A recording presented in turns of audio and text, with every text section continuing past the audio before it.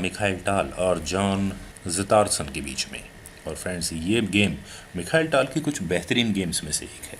Friends, Mikhail टाल की game की खूबसूरती यही है कि वो ओपोनेंट को पूरा चांस देते हैं खुद को चेकमेट करने का।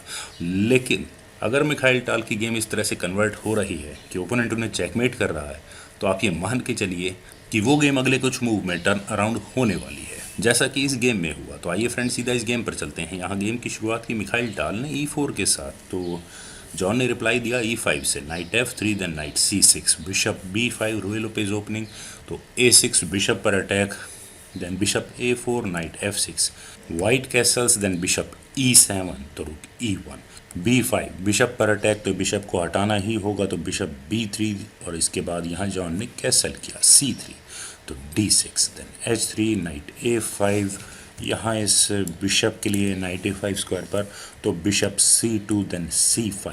फ्रेंड्स, ये सिचुएशन मैंने कई बार देखी भी है और कुछ बार खेली भी है। यहाँ मिखाइल टाल ने किया D4 और ब्लैक को ही इनिशिएट करने दिया पॉन एक्सचेंज को। तो ब्लैक ने यहाँ किया क्वीन C7 और उनका इरादा यहाँ पॉन एक्सचेंजेस के बाद इस बिशप पर प्रेशर बनाने का है।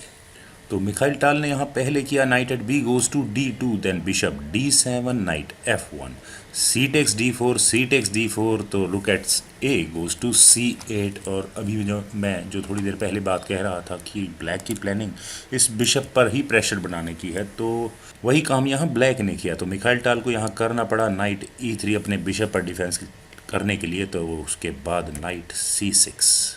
और जब यहाँ ये नाइट वापस C6 स्क्वायर पर गया, तो इसका मतलब वाइट के लिए ऑब्वियस मूव है इस डी पॉन को आगे पुश करने का, और यही काम टीजिंग मूव मैं जिसे कहता हूँ मिखाइल टाल ने किया D5, तो नाइट B4 और फिर दोबारा इस C2 बिशप पर प्रेशर। तो मेरी नज़र में ये पोजीशन वाइट के लिए काफ़ी क्रैम्प्ड है। यहाँ मिखाइल टाल ने अपने बिशप को B1 स्क्वायर पर प्लेस किया, तो A5, देन A3, नाइट पर अटैक, और एटलीस्ट ये नाइट यहाँ इस एग्रेसिव स्क्वायर से तो हटे, तो नाइट A6, देन B4। और फ्रेंड्स, अब यहाँ क्या ब्लैक एक पॉन जीत सकता है यहाँ इस B4 स्क्वायर पर? अगर यहाँ ब्लैक करे A टेक्स B4, तो उसके बाद A टेक्स B4, और क्या यहाँ ब्लैक अपने नाइट से इस B4 पॉन को ले सकता है, नाइट टेक्स B4? लेकिन अगर यहाँ ब्लैक ऐसा करे तो बिशप D2, और अब यहाँ इस नाइट के जाने के लिए कौन सा स्क्वायर फ्री है? ब्लैक को यहाँ इस पॉन के चक्कर में अपना नाइट गंवाना होगा। तो ब्लैक ने यहाँ किया G6, तो bishop D2, then A takes B4, A takes B4, queen B7, तो bishop D3, then night C7, night C2, तो नाइट H5। और यहाँ ये नाइट H5 मीन्स शायद ब्लैक अपने नाइट को F4 स्क्वायर पर ले आए, तो बिशप E3। फ्रेंड्स, यहाँ वाइट के पीसेस की रेंज ब्लैक के लिए काफ़ी बड़ी सिरदर्दी होने वाली है। तो जॉन को यहाँ करना पड़ा रुक A8, रुक एक्सचेंज ऑफर दिया, तो क्वीन D2। मिखाइल टाल ने अपने दोनों रुक्स को कनेक्ट किया। और अब ब्लैक यहाँ क्या करे? मेरे ख्याल से ब्लैक के लिए बेस्ट मूव है अपने इस F पॉन को आगे पुश करना, क्योंकि यहाँ अगर वाइट पॉन एक्सचेंज ना करे तो ब्लैक के पास पूरी अपॉर्चुनिटी होगी इस F पॉन को आगे पुश करके बिशप को ट्रैक करने की। तो वाइट को यहाँ करना होगा बिशप H6, रुक पर अटैक बनाना होगा, तो रुक takes A1, then rook takes A1, और इस तरह से यहाँ ब्लैक इस गेम में वाइट को कुछ फोर्स्ड मूव खिलवा सकता है। लेकिन यहाँ जॉन ने पहले ही रुक एक्सचेंज कर लिए, रुक टेक्स A1। और अब यहाँ वाइट क्या करे? मेरे ख्याल से बेटर था कि वाइट यहाँ इस रुक को अपने रुक से ही ले, रुक टेक्स A1 करे। और अगर हम इस गेम को थोड़ा आगे भी बढ़ाएं तो रुक A8, फिर दोबारा रुक एक्सचेंज की कोशिश हो सकती है, तो उसका rook takes A8, queen takes A8, then queen C3, और यहाँ ये गेम बिल्कुल इक्वल ही रहेगी। लेकिन मिखाइल टाल ने यहाँ किया नाइट टेक्स A1, और फ्रेंड्स, यहाँ वाइट ने पता नहीं क्यों अपने नाइट को एक कॉर्नर में फंसा लिया। मेरी नज़र में इस नाइट का कोई यूज़ नहीं है फ़िलहाल, it is as good as dead. और अब कहीं जाकर ब्लैक ने किया F5, और उनका इरादा वही अपने इस F पॉन को आगे पुश करने का। तो obvious move from white, bishop H6, रुक पर अटैक। और मेरे ख्याल से यहाँ ब्लैक को अपने रुक को कहीं मूव कर लेना चाहिए था। बेटर स्क्वायर था A8, और एक ओपन फाइल पर अपने रुक को प्लेस कर देना चाहिए था। और अगर यहाँ से ये गेम आगे बढ़ती है तो E takes F5, G takes F5, और अब ब्लैक अपने इस ई पॉन को आगे पुश करके बिशप और नाइट पर फॉक लगाने की थ्रेट देगा, तो वाइट को यहाँ करना होगा bishop C2, then knight takes D5।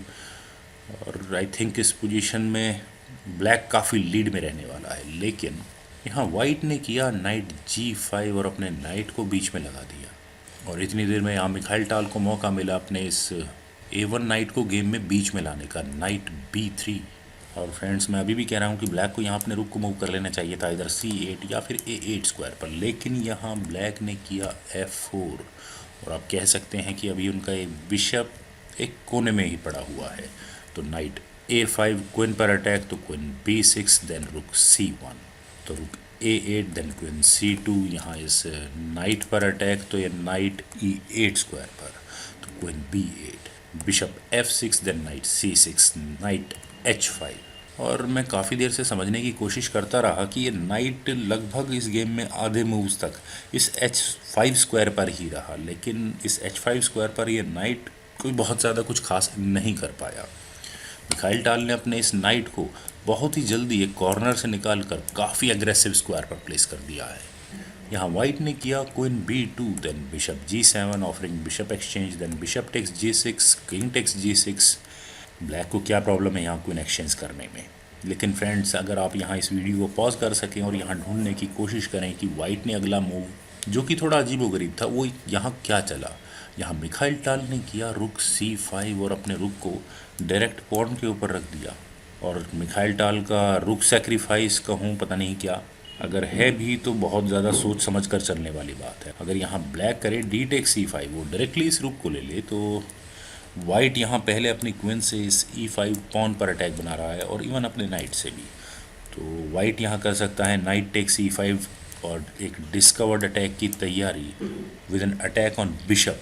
तो ब्लैक यहाँ क्या करे, बेस्ट मूव है क्वीन F6, तो उसके बाद B टेक C5, और ब्लैक यहाँ इस नाइट को ही पिन कर सकता है क्योंकि ये क्वीन फ़िलहाल अनडिफेंडेड है। तो वाइट यहाँ करेगा B टेक C5, और यहाँ ये 3 कनेक्टेड पासर्स ब्लैक के लिए आगे आने वाली गेम में बहुत बड़ी सिरदर्दी होने वाले हैं। तो इसीलिए यहाँ ब्लैक ने अभी इस रुक को नहीं लिया।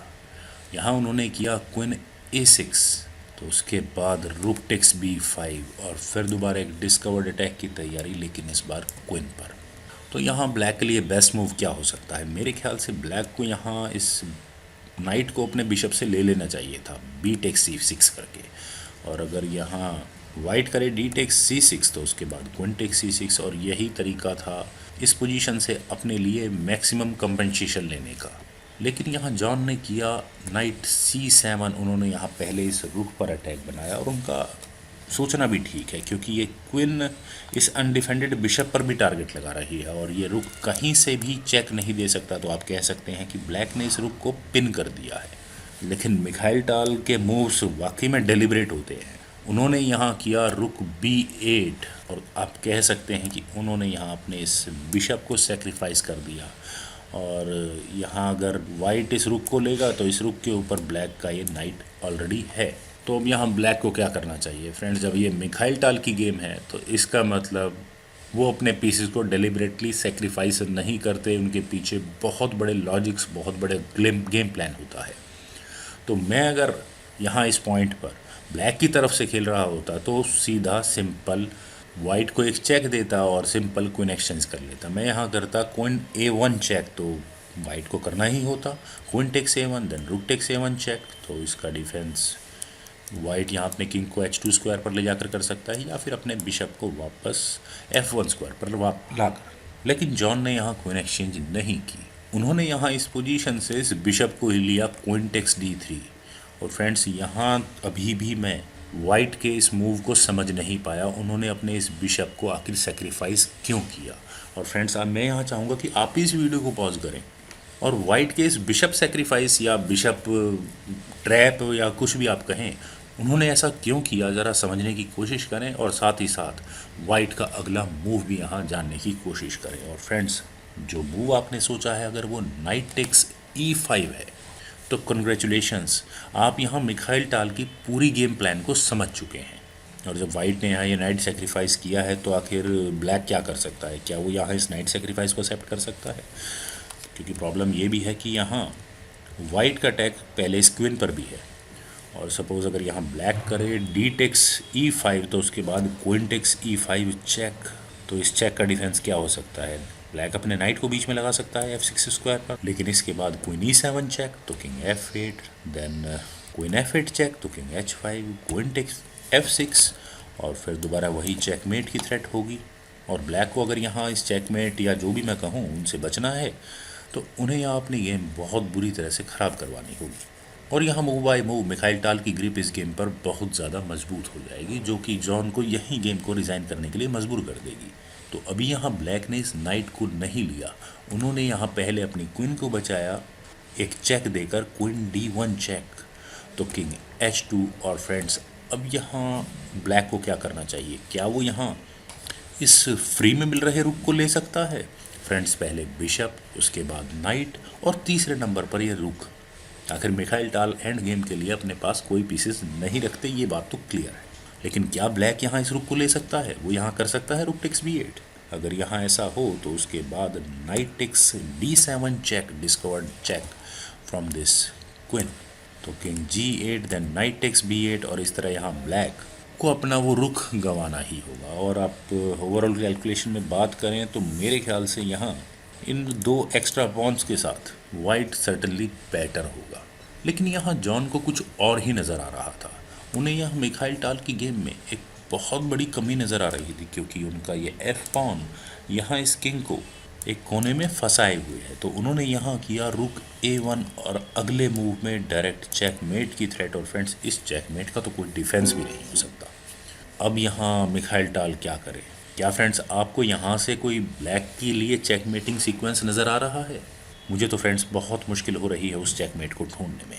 यहाँ मिखाइल टाल ने किया नाइट G4 चेक और अभी ये किंग कहाँ जाए? 8th रैंक पे तो जा ही नहीं सकता क्योंकि वहाँ वाइट का रुख है, और ना ही 6th रैंक में आ सकता क्योंकि यहाँ ये दोनों स्क्वायर्स H6 और F6 इस नाइट ने कवर किए हुए हैं।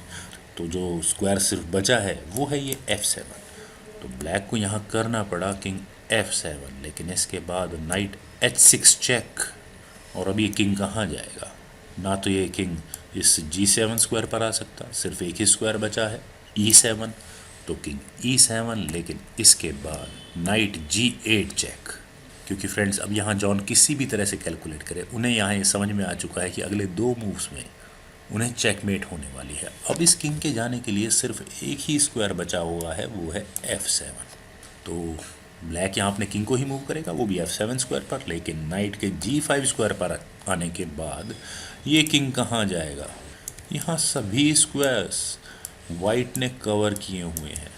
फ्रेंड्स जैसा कि मैंने इस वीडियो की शुरुआत में ही कहा था कि मिखाइल टाल हमेशा अपने ओपोनेंट को मौका देते हैं कि आओ मुझे चेकमेट करो। और आप यहाँ देखिए कि इस मूव में वाकई में वो ब्लैक उनको एक मूव बाद चेकमेट कर भी रहा था, और मैं वाइट की तरफ से कोई चेकमेट ढूंढ भी नहीं पा रहा था। लेकिन जब उनके नाइट्स ने बोर्ड पर मूव करना शुरू किया तो जॉन को यहाँ रिज़ाइन करना पड़ गया।